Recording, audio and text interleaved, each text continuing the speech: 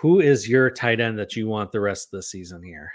Rest of season bounce back is coming for a rookie tight end out of Green Bay. I'll call this one a homer pick. Look, it feels bad to have two Packers back to back in these spots a little bit, I got to admit, but what team could possibly bounce back more than them? I'd love to hear it. Luke Musgrave, for what it's worth, we didn't see anything early on outside of a big play in a game. And then we were just left twiddling our thumbs with them.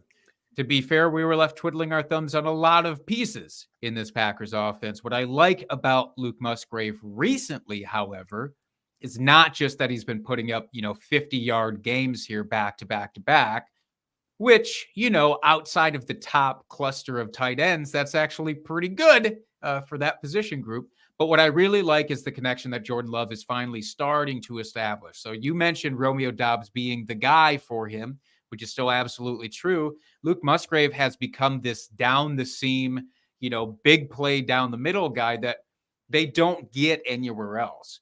They don't really have big play guys outside of Jaden Reed at this moment. So he's been needed a lot more. They've thankfully been using him a lot more, and he's been overthrown a lot less recently. So if those things can all continue, Luke Musgrave, at the very least, is a solid streaming option for you if you don't have one of those elite tight ends. Personally, I'd absolutely be attacking your tight end bounce back here above Luke Musgrave, but I do feel I leaned into the bounce back aspect of this one hard. Mm-hmm. Yeah, and I'll admit my tight end, he is within the top 10 right now. So it's not like this guy, people know the name. They shouldn't be surprised. But the trajectory he's been on the last few weeks, I really like the way he's going. And we're talking about Jake Ferguson here. Over the last few weeks, he's gotten 3 touchdowns in the last 3 weeks, which you love to see. And he's finished well within the top 10. But what I really like is he's been getting the targets. This hasn't been like, oh, he's gotten targeted 3 times and one of those happened to be in the end zone for like 5 yards. Ferg alert. I like that. Thanks, Dave. That made me chuckle.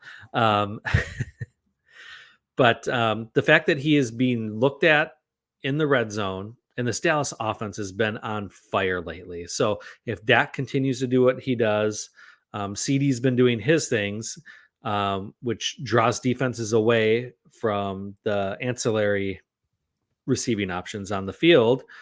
Well, that opens things up for Jake Ferguson.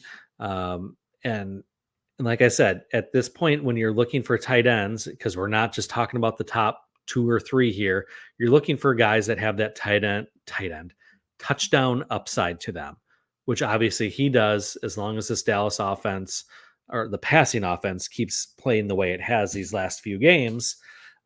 He should be well within the top 10, even top 5 moving forward.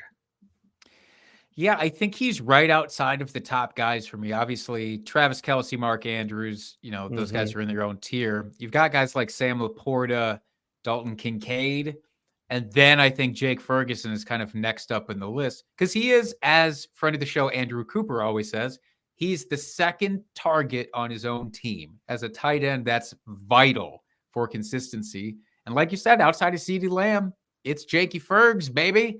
And Tony Pollard doing his part to buoy Jake Ferguson's value by remaining uninvolved in the passing game. So thank you for your service, Tony Pollard.